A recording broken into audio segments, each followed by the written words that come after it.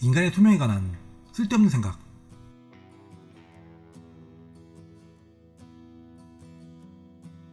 인간은 오래 살기도 하고 얼마 살지 못하기도 한다.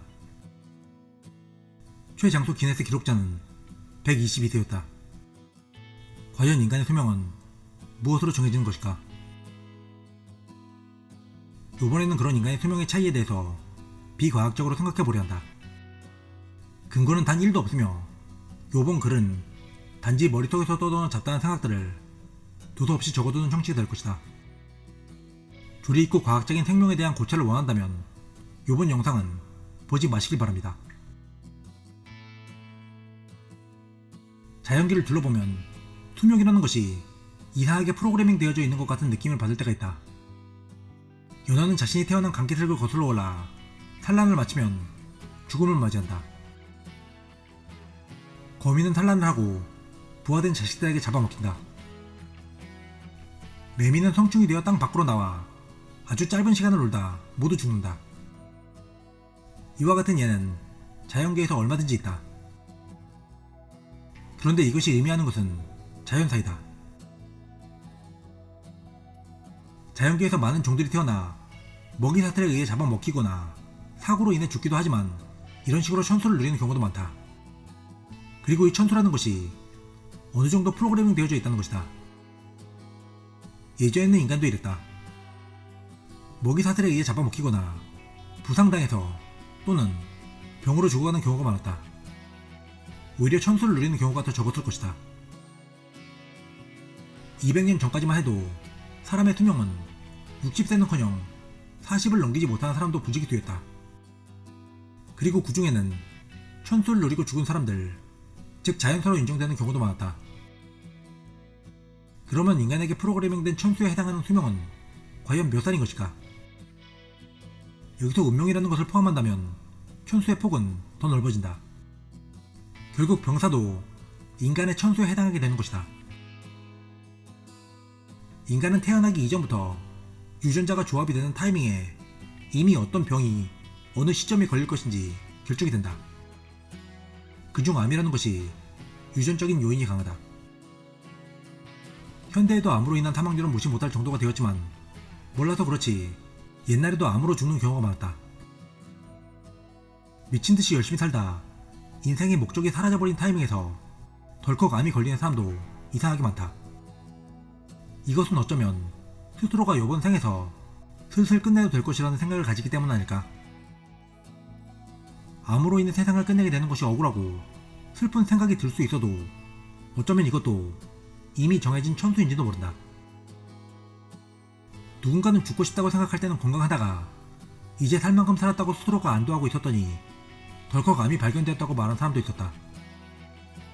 혹시 암이 스스로가 죽음을 받아들일 수 있을 때 만들어지는 것은 아닐까?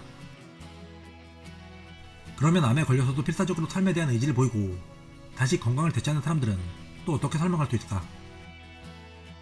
그런 사람들은 자신이 정한 인생의 목표를 아직 이루지 못했기 때문에 생활하게 되는 것일까? 암은 육체를 죽이는 원인이 될 수도 있지만 반드시 죽음으로 이끄는 카운트다운은 아니다.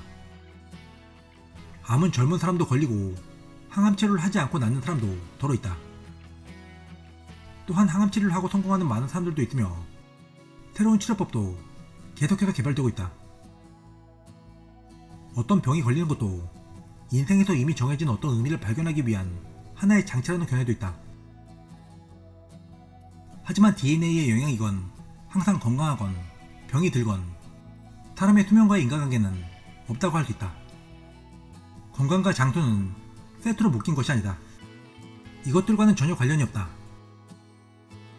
건강해도 빨리 죽는 사람과 병이 들어도 오래 사는 사람이 있다. 많은 병에 걸려도 죽음에 달하지 않는 경우는 어떻게 해석해야 할까? 인간은 건강을 유지하기 위해 사는 것이 아니라 즐겁게 살기 위해 건강이 필요한 것이다. 장수를 하는 것이 인생의 목표가 될 순 없다. 곤충의 수명은 몇 개월에서 몇 년, 개나 고양이는 길어야 20년, 다른 많은 동물들도 50년을 넘기는 동물은 몇 안 된다.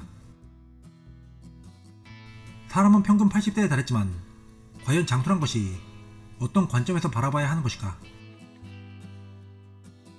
동물의 수명을 생각했을 때 개보다 사람이 오래 살고 사람보다 코끼리, 코끼리보다 고래가 오래 산다는 것을 봤을 때 어쩌면 몸이 커질수록 수명도 늘어나는 것은 아닐까? 그리고 이 동물들이 느끼는 시간이 모두 다르다는 것이 생명에 대한 관점에 차이를 만드는 것일지도 모른다. 몸이 빠르게 움직일수록 그 수명이 더 짧고 느리게 움직일수록 수명이 길어지는 듯하다. 또한 빠르게 움직이는 주체에게는 시간은 더 길게, 느리게 움직이는 주체에게는 시간이 더 짧게 느껴지게 될 것이다. 즉 같은 하루라고 하더라도 체감하는 길이는 다를 수 있는 것이다. 동물들이 수명이 짧다고 우리는 가요하기도 하지만 과연 그들의 입장에서 시간은 인간이 생각하는 것만큼 짧았던 것일까? 그들이 만약 인간보다 시간을 느끼는 감각이 더 길다고 치면 어떨까? 동물들은 동물들 나름대로 삶에서 할 수 있는 것들을 대부분 경험하고 체감상 거의 인간과 비슷한 정도를 살게 되는 것일지도 모른다. 요약하자면 수명이란 경험의 양이라고 할 수 있을 것이란 것이다. 억측이라고 할 수 있지만 천재들이 빨리 죽는 이유도 이것 때문일 수 있다. 남들보다 많은 것을 깨닫고 많은 경험을 하면 할수록 어쩌면 그 생명 게이지는 빨리 소비되는 것일 수 있다. 모든 인간이 비슷한 정도의 생명 게이지를 가지고 태어나더라도 그것을 소비하는 능력이 모두 다르고 많은 도전과 경험을 쌓을수록 그 양은 빨리 줄어드는 시스템을 상정할 수 있다. 여기서 다시 몸집이 크면 클수록 생명력이 플러스 된다는 것과 위험에 대한 분석력이 탁월하면 할수록 생명을 연장할 수 있다고 볼 수 있다. 인간은 코끼리보다 몸집이 작지만 코끼리 이상을 살기도 하는 이유가 바로 이 위험에 대한 대처 능력 때문이다. 원시 시대에는 평균 수명이 20이 안 되었고 조선 시대에는 40살 정도였다. 1800년대에도 60세 정도였다. 인간도 동물처럼 모두 독립되어 한 개체로 살아간다면 아직도 수명이 20이 안 될 것이다. 하지만 고등한 몇몇의 인간의 경험과 지식을 전파하고 공유함으로써 인간은 모두가 그 혜택을 누리게 됨으로써 생명을 연장시키는 효과를 만들어냈다. 또한 사회라는 울타리로 스스로를 보호해나갔다. 이 점을 생각해보면 결코 인간의 천소는 지금 우리가 누리고 있는 80세에 가까운 것이 아니라는 것을 알 수 있다. 인간이 수명이 늘어나는 이유는 이러한 공동 운명체의 성격을 받아들이고 있기 때문이다. 사람이 서로에게 도움을 주고 어떤 소속감을 가지고 살아간다는 것은 수명을 연장시키는 역할을 한다. 처음에도 말했듯이 인간은 자신이 목표를 상실했을 때 죽음이 다가오기도 하는데 사회와 가족과 같은 서로 의식하고 통할 수 있는 사명감이나 목표를 제공하는 사회에서는 모든 것을 놓아버리기 힘들다. 아이러니하게도 그런 프레셔들로 인해 오히려 수명은 늘어나는 것일 수도 있다.